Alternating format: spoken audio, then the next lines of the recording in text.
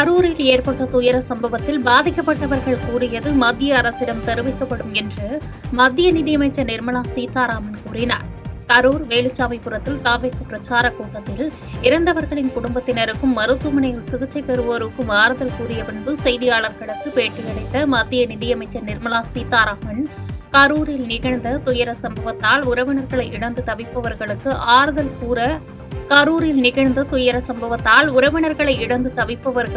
ஆறுதல் கூட கூற முடியவில்லை என்று தெரிவித்தார். பாதிக்கப்பட்டவர்களில் பெரும்பாலானோர் ஏழை குடும்பங்களைச் சேர்ந்தவர்கள் என்று கூறிய அவர், பாதிக்கப்பட்டவர்கள் கூறிய கருத்துக்கள் மத்திய அரசிடம் தெரிவிக்கப்படும் என்று கூறினார். ஏழை குடும்பங்கள் பெருவாரியாக எல்லாருமே ஏழை குடும்பத்தை சேர்ந்தவங்க. அவங்க கதறி அழறத கேட்டா நம்மளால பதில் சொல்ல முடியல, அவங்களுக்கு ஆறுதல் சொல்ல முடியல.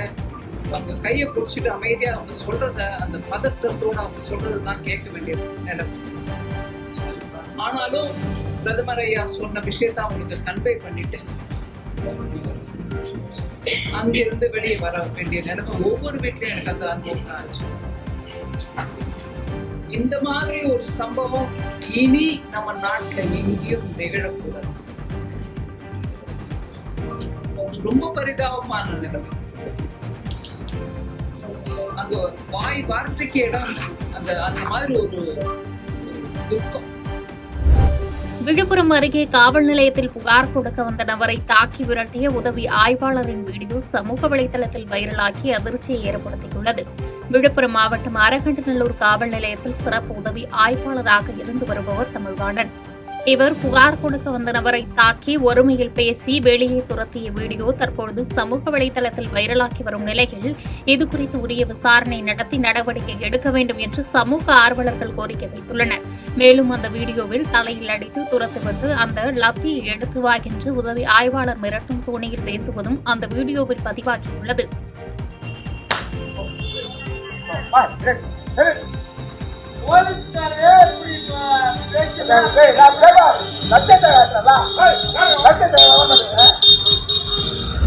கரூர் சம்பவத்திற்கான காரணத்தை கண்டறிந்து உரிய நடவடிக்கைகளை மேற்கொள்ள வேண்டும் என்று பாமக கௌரவ தலைவர் ஜி. கே. மணி வலியுறுத்தினார். விழுப்புரம் மாவட்டம் திண்டிவனம் அடுத்த தைலாபுரம் தோட்டத்தில் ஜி. கே. மணி செய்தியாளர்களை சந்தித்தார். அப்போது தெரிவித்த அவர், கரூரில் 41 பேர் உயிரிழந்திருப்பது மிகுந்த வேதனை அளிப்பதாகவும் உயிரிழந்தவர்களின் குடும்பத்தினருக்கும் உறவினர்களுக்கும் பாமக சார்பில் ஆழ்ந்த இரங்கலை தெரிவித்துக் கொண்டார்.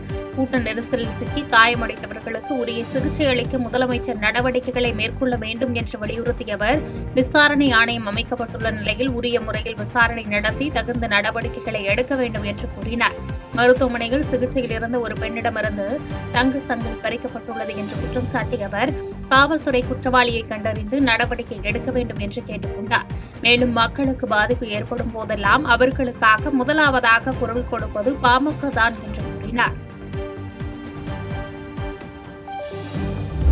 கரூர் தாவேக்க பிரச்சாரத்தில் இறந்தவர்களுக்காவது அருணா ஜெகதீசன் கமிட்டி உடனடியாக நடவடிக்கை எடுக்க வேண்டும் என்று யுசிபிஐ மாநில செயலாளர் பாஸ்கரன் வலியுறுத்தினார். மதுரை சிம்மக்கல் அருகே உள்ள தனியார் விடுதியில் வாக்கு திருட்டு மோசடியை முறியடிப்போம் நூல் அறிமுக விழா நடைபெற்றது. இதில் கலந்து கொண்ட பின்பு செய்தியாளர்களை சந்தித்த யுசிபிஐ மாநில செயலாளர் பாஸ்கரன், வாக்கு திருட்டு மோசடியை முறியடிப்போம் என்ற புத்தகத்தை அறிமுகம் செய்துள்ளோம். காங்கிரஸ் கட்சிக்கு யுசிபிஐ கட்சி உறுதுணையாக இருக்கும் என்று உறுதியளித்தார். மேலும் முன்னாள் முதலமைச்சர் எடப்பாடி பழனிசாமி தூத்துக்குடி துப்பாக்கிச்சூடு விவகாரம் குறித்து விசாரிக்க அருணா ஜெகதீசன் கமிட்டியை நியமித்தார். ஆனால் இதுவரை அந்த கமிட்டியின் அறிக்கை குறித்த எந்த தகவலும் வெளிவரவில்லை. அதே அருணா ஜெகதீசன் கமிட்டி கரூர் தாவேக்க பிரச்சாரத்தில் உயிரிழந்தவர்களின் விவகாரம் குறித்து விசாரித்து வரும் நிலையில் உடனடியாக நடவடிக்கை எடுக்க வேண்டும் என்று பாஸ்கரன் கேட்டுக் கொண்டார். அருணா ஜெகதீசன் தலைமையில் அமைக்கப்பட்டுள்ள கமிஷன் கொடுக்கும் அறிவுரைகளை முறையாக அமல்படுத்த வேண்டும் என்றும் அவர் வலியுறுத்தினார். இதனுடைய விழா ஏற்பாட்டாளர்கள், இந்த கூட்ட அமைப்பாளர்களைத்தான் நாங்கள் இந்திய ஐக்கிய கம்யூனிஸ்ட் கட்சி எம்பி குற்றம் சாட்டுகிறது. அவர்களுக்கு தக்க தண்டனை தர வேண்டும். இழப்பீடு கொடுத்தால் மட்டும் போதாது, இத்தகைய படுபாவக கொலை என்றுதான் நாங்கள் சொல்கின்றோம். படுபாவக கொலைகளை செய்த இந்த தாவேக்காவுடைய ஏற்பாட்டாளர்களுக்கு பிணையில் வர முடியாத அளவுக்கு கடுமையான தண்டனை வழங்க வேண்டும் என இந்திய ஐக்கிய கம்யூனிஸ்ட் கட்சி எம்கே வலியுறுத்துகின்றது. கம்போடியாவிலிருந்து சிங்கப்பூர் வழியாக சென்னை வந்த விமான பயணி ஒருவரிடம் 3.5 கிலோ கொக்கைன் போதைப்பொருள் பறிமுதல் செய்யப்பட்டுள்ளது. கம்போடியாவிலிருந்து சிங்கப்பூர் வழியாக சென்னைக்கு விமானத்தில் கடத்தி கொண்டுவரப்பட்ட ரூபாய் 35 கோடி மதிப்புடைய 3.5 கிலோ கொக்கைன் போதைப்பொருள் சென்னை விமான நிலையத்தில் பறிமுதல் செய்யப்பட்டது. கடத்தல் பயணியை சென்னை விமான நிலையத்தில் கைது செய்த மத்திய வருவாய் புலனாய்வுத்துறை அதிகாரிகளுக்கு இந்த கடத்தல் பயணி சர்வதேச போதை கடத்தும் கும்பலை சேர்ந்தவர் என்றும் இவரோடு தொடர்புடைய மேலும் இருவர் டெல்லி மும்பையில் பதுங்கியிருப்பதாகவும் தகவல் கிடைத்தது. இதையடுத்து டெல்லி மும்பையில் போதை கடத்தல் கும்பல் இருவரையும் பிடிக்க போலீசார் நடவடிக்கை மேற்கொண்டு வருகின்றனர். மற்ற இயக்கங்களில் தொண்டர்களை ஒருங்கிணைக்க கட்டுப்படுத்த அமைப்பு இருப்பது போல் தாவிக தலைவர் விஜய் ஒரு அமைப்பை ஏற்படுத்த வேண்டும் என பாராளுமன்ற உறுப்பினர் துரை வைகோ அறிவுரை வழங்கியுள்ளார். தூத்துக்குடி மாவட்டம் கோவில்பட்டி புதுரோட்டில் மாநிலங்களவை உறுப்பினர் வைகோ பரிந்துரையில் 35 லட்சம் ரூபாய் மதிப்பீட்டில் 150 வாட்ஸ் 30 LED விளக்குகள் சாலையின் நடுவே உள்ள தடுப்பில் மின் கம்பங்கள் அமைக்கும் பணி கடந்த மே 18ஆம் தேதி தொடங்கியது. தற்போது பணிகள் நிறைவடைந்த நிலையில் புதிய LED விளக்குகள் திறப்பு விழா நடைபெற்றது. இதில் சிறப்பு விருந்தினராக மதிமுக முதன்மை செயலாளர் துரை வைகோ MP கலந்து கொண்டு புதிய LED விளக்குகளை துவக்கி வைத்து பார்வையிட்டார். இதனைத் தொடர்ந்து செய்தியாளர்களை சந்தித்த மதிமுக முதன்மை செயலாளர் துரை வைகோ MP நடிகர் விஜய்க்கு இயற்கையாகவே மக்கள் கூடுகின்றனர் என்றும் மற்ற இயக்கங்களில் தொண்டர்களை ஒருங்கிணைக்க கட்டுப்படுத்த அமைப்பு இருப்பது போல் விஜய் ஒரு அமைப்பை ஏற்படுத்த வேண்டும் என்றும் அது அவருடைய இயக்கத்திற்கும் நல்லது, பொதுமக்களுக்கும் நல்லது, அரசாங்கத்திற்கும் நல்லது என கருத்து தெரிவித்தார். இது தொடர் சம்பவமா நடந்துட்டு இருக்கு. இது போன்ற சம்பவங்கள் பொறுத்த இனிமே நடக்கக்கூடாது. அதுக்கு என்ன செய்யணும்? நம்ம குறிப்பா இது போன்ற மக்கள் திரளாக கலந்துக்கூடிய இது போன்ற நிகழ்ச்சிகள் நடத்துறவங்க, அது அரசியல் அமைப்புகளா இருந்தாலும் சரி, இல்ல ஆன்மீக அமைப்புகளா இருந்தாலும் சரி, இல்ல கேளிக்கை நிகழ்ச்சிகள் நடத்துறவங்களும் சரி, பொதுவாக இந்த மாதிரி நிகழ்ச்சிகள் நடத்துறவங்க இது சட்ட விதிகளுக்கு உட்பட்டு காவல்துறையுடைய கட்டுப்பாடுகளுக்கு கட்டுப்பட்டு இந்த நிகழ்ச்சியை நடத்தணும். அப்படி நடத்தாத போது இந்த மாதிரி பிரச்சனைகள் வருது. அதே வேளையில் முக்கியமாக நான் இன்னொன்று சொல்கிறேன். நான் இந்த நேரத்தில் நேற்று நான் சொன்னேன், நான் பல்வேறு பிரச்சனைகள் இது போன்ற துயர சம்பவம் நடக்கிறதுக்கும் மக்களும் ஒரு காரணமாக இருக்காங்கிறத நான் இன்னைக்கு மறுபடியும் பதிவு செய்ய விரும்புகிறேன். நான் மக்களுக்கு ஒரு விழிப்புணர்வு இருக்கணும். மக்களுக்கு விழிப்புணர்வு இருந்தாதான் இதுக்கு நீங்கள் முற்றிலுமா இது போன்ற நிகழ்வு நடக்காம இருக்க முடியும். திமுக அரசு ஆம்புலன்ஸை வைத்து அரசியல் செய்து வருவதாக முன்னாள் அமைச்சர் MR விஜயபாஸ்கர் குற்றம் சாட்டியுள்ளார். கரூரில் முன்னாள் அமைச்சர் MR விஜயபாஸ்கர் செய்தியாளர்களை சந்தித்து பேட்டியளித்தார். அப்பொழுது பேசிய அவர், கரூரில் நிகழ்ந்த அசம்பாவிதத்திற்கு கருத்து தெரிவித்த அதிமுக பொதுச் செயலாளரை அவதூறு பரப்புவதாக தெரிவித்த மருத்துவ மற்றும் மக்கள் நல்வாழ்வுத்துறை அமைச்சருக்கு கண்டனத்தை தெரிவிப்பதாக தெரிவித்தார். தொடர்ந்து பேசிய அவர், திமுக ஆம்புலன்ஸை வைத்து அரசியல் செய்து வருவதாக குற்றம் சாட்டியவர், வேலுச்சாமிபுரத்தில் ஓய்வு பெற்ற நீதிபதி அருணா ஜெகதீசன் தலைமையில் நடைபெற்று வரும் விசாரணையில் காவல்துறை அதிகாரி சைகை மூலம் பேசுவோரை மிரட்டுவது போல் உள்ளதாகவும், இவ்வாறு இருக்கையில் இந்த தனிநபர் ஆணையத்தின் விசாரணை நேர்மையாக இருக்குமா என்று சந்தேகம் வருவதாகவும், இதுகுறித்து CBI விசாரணை மேற்கொள்ள வேண்டும் என வலியுறுத்தினார். அதுல கழக மருத்துவ அணி ஸ்டிக்கர் ஓட்டுறீங்க, இந்த செயலை நீ என்னன்னு சொல்லுவீங்க? அந்த ஆம்புலன்ஸ்ல இந்த ஸ்டிக்கர் இருக்குது. ஏன் அரசாங்கம் இந்த ஆம்புலன்ஸ் ரெடி பண்ணாதான்? பணத்தின் மீது அரசியல் செய்யணும்னு சொல்லி எங்களுடைய பொதுச் செயலாளரை பத்தி சொல்ற மா சுப்பிரமணியம் இதெல்லாம் நல்லா தெரிஞ்சுக்கிட்டு அறிக்கை விடணும். குடிக்கிற தண்ணி பாட்டில்ல ஸ்டிக்கர் இருக்குது. மக்களுக்கு குடிக்க தண்ணி இல்லை. அன்னைக்கு 39 பேர் இறந்து மார்ச்சுரியில் அடுக்கி வச்சிருக்காங்க. பலாயிரக்கணக்கான கூட்டம் இருக்குது. தண்ணி கொடுக்கும் பொழுது ஸ்டிக்கர் ஓட்டின பாட்டில் தண்ணி கொடுக்குறீங்க. ஆம்புலன்ஸுக்கு மருத்துவ அணி கரூர் மாவட்டம் திமுக. அப்ப மாவட்ட ஆட்சித்தலைவரும் இந்த அரசு என்ன பண்ணிக்கிட்டு இருக்காங்க? இதுல அரசியல் பண்ற நீங்க எங்களுடைய பொதுச் செயலாளரை அரசியல் செய்யறதுக்கு எத்தனையோ வழி இருக்குது, பிணத்தின் மீது அரசியல் செய்ய வேண்டாம்னு சொல்ற மா சுப்பிரமணியம் அவர்கள் இதையெல்லாம் நல்லா தெரிஞ்சுக்கிட்டு அறிக்கை விடணுங்கிறதா எங்களுடைய கோரிக்கை. செஞ்சி அருகே கரூரில் 41 பேர் உயிரிழப்புக்கு செந்தில் பாலாஜி தான் காரணம் என கடிதம் எழுதி வைத்துவிட்டு தாவேக நிர்வாகி தூக்கிட்டு தற்கொலை செய்து கொண்டது அப்பகுதியில் சோகத்தை ஏற்படுத்தியுள்ளது. விழுப்புரம் மாவட்டம் செஞ்சி அருகில் உள்ள விற்பட்டு ஊராட்சி தாவேக கிளை செயலாளராக இருந்தவர் ஐயப்பன். இவர் கரூரில் விஜய் பரப்புரையின் போது கூட்ட நெரிசலில் சிக்கி 41 பேர் உயிரிழந்த சம்பவம் தொடர்பாக விஜய் மீது வைக்கப்பட்ட கடுமையான விமர்சனங்களை கண்டு கடும் மன உளைச்சலில் இருந்ததாக கூறப்படுகிறது.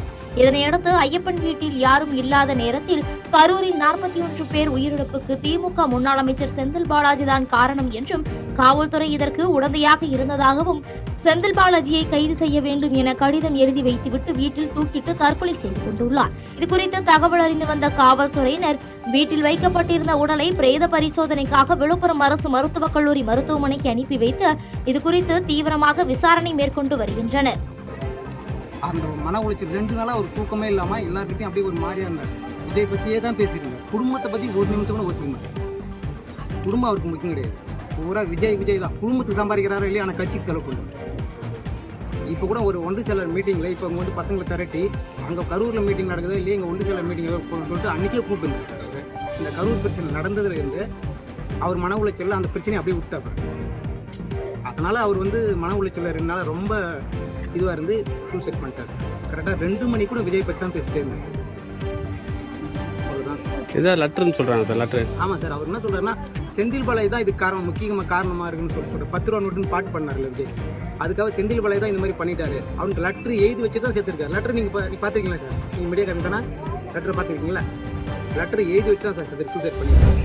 கரூர் கூட்ட நெரிசலில் 41 பேர் உயிரிழந்த விவகாரத்திற்கு முழு பொறுப்பையும் நடிகர் விஜய் ஏற்க வேண்டும் என தமிழர் முன்னேற்ற படை தலைவி வீரலட்சுமி வலியுறுத்தியுள்ளார். சென்னை ஆதம்பாக்கத்தில் உள்ள லஞ்ச ஒழிப்புத்துறை அலுவலகத்தில் தமிழர் முன்னேற்ற படை தலைவி வீரலட்சுமி பிரபல யூடியூபர் சவுக்கு சங்கர் மீது புகார் அளித்தார். பின்னர் செய்தியாளர்களை சந்தித்தவர் கரூரில் நடந்த துயர சம்பவத்தில் 41 பேர் உயிரிழந்ததற்கு நடிகர் விஜய் மட்டுமே முழு காரணம் என குற்றம் சாட்டி பேசினார். தொடர்ந்து பேசியவர் தமிழக வெற்றிக் கழகம் தனது தொண்டர் படையையோ அல்லது பாதுகாப்பு படையையோ முழுமையாக பயன்படுத்தவில்லை என குற்றம் சாட்டி பேசியவர் விஜய் கூட்டத்திற்கு காலை 11:30 மணிக்கு வருவதாக கூறிவிட்டு இரவு 7:40 மணிக்கு வந்துள்ளார் என்றும் இந்த காலதாமதத்தால் தான் கூட்டம் அதிகரித்தது என்றும் குற்றம் சாட்டியுள்ளார். மேலும் இதுபோன்ற சம்பவங்கள் மீண்டும் நடக்காமல் இருக்க தமிழக வெற்றிக் கழகத்திற்கு இனிமேல் கூட்டம் நடத்த அனுமதி அளிக்க கூடாது என்று அவர் வலியுறுத்தினார். இந்த 40 பேர் பலியான சம்பவத்திற்கு நடிகர் விஜய் மட்டுமே, அந்த கட்சி மட்டுமே, அந்த மாநில பொறுப்பாளர்கள், தேர்தல் பிரச்சார குழு மட்டுமே தான் காரணமே தவிர இதுல யாருமே இதுல காரணமா இருக்க வாய்ப்பே கிடையாது. அது விசாரணை பண்ணட்டும். இவங்க பண்ற தனிநபர் விசாரணையை அவங்க கேட்கற சிபிஐக்கு போட்டாலும் விசாரணை செய்யட்டும். விசாரணை முழுமையா தெரியும். ஏன்னா நீதிமன்றமே சொல்லியிருக்கு, ஒரு பொது நிகழ்ச்சியில, ஒரு அரசியல் கட்சி நிகழ்ச்சியில வந்து எதனா ஒரு இன்சிடென்ட் நடந்துச்சுன்னா அது அந்த கட்சி தலைவர் தான் பொறுப்பேற்றுக்கணும். ஏன்னா நான் நடந்த ரஜினிகாந்த் முற்றுகை போராட்டத்துல நாங்க வந்து வெடி வெடிச்சோம். என்ன வரவேற்கவும் நாட்டு வெடி வெடிச்சாங்க. அதை வந்து எக்ஸ்ப்ளோசிவ் ஆக்ட், பாம்பிளாஸ் ஆக்ட் எங்க மேல போட்டாங்க. அதுல என் கட்சி தொண்டர் 5 பேர் மேல கூண்டாஸ் போட்டாங்க. நான் முன்னாள் கமிஷனர் விஸ்வநாதன் ஐயா நேரா பார்த்து இது எல்லாத்தையுமே காரணம் நான் தான், அந்த போராட்டத்துக்கு தலைமை நான் தான், என்ன கைது பண்ணாங்க, என்ன குண்டசத்தில் வருவாங்க, என் பொறுப்பாளரை என் தொண்டனை வெளியே விடும் நான் போய் பேசினேன். நீ பேசுனியா? நீ வந்தியா? நேரா போய் நீலாங்கரை வீட்டுல போய் பூந்துக்குனீங்க. நீங்க போதை தெரிஞ்ச உடனே இன்னைக்கு காலையில வெளியே வரீங்க. இலங்கை சிறையில் உள்ள காரைக்கால் மீனவர்களை உடனடியாக விடுதலை செய்ய நடவடிக்கை எடுக்க கோரி புதுச்சேரி மீனவ பிரதிநிதிகள் முதலமைச்சர் ரங்கசாமியை சந்தித்து மனு அளித்தனர். புதுச்சேரி மாநிலம் காரைக்கால் துறைமுகத்தில் இருந்து கடந்த 23ஆம் தேதி அதிகாலை 12 மீனவர்கள் மீன்பிடிக்க கடலுக்கு சென்றபோது எல்லை தாண்டி மீன்பிடித்ததாக கூறி இலங்கை கடற்படையினர் மீனவர்களை கைது செய்து சிறையில் அடைத்துள்ளனர். இதனையடுத்து காரைக்கால் சிறையில் அடைக்கப்பட்டுள்ள மீனவர்களை உடனடியாக விடுதலை செய்ய நடவடிக்கை எடுக்க கோரி மீனவ பிரதிநிதிகள் புதுச்சேரி துணைநிலை ஆளுநர் கைலாஷ்நாதன், முதலமைச்சர் ரங்கசாமி மற்றும் உள்துறை அமைச்சர் நமச்சிவாயம் ஆகியோரை சந்தித்து மனு அளித்தனர். மேலும் இலங்கை கடற்படையினரால் மீனவர்கள் கைது செய்யப்படும் போது தமிழக அரசு நிவாரணம் வழங்குவது போல புதுச்சேரி அரசும் நிவாரணம் வழங்க வேண்டும் எனவும் மீனவ பிரதிநிதிகள் கோரிக்கை விடுத்துள்ளனர்.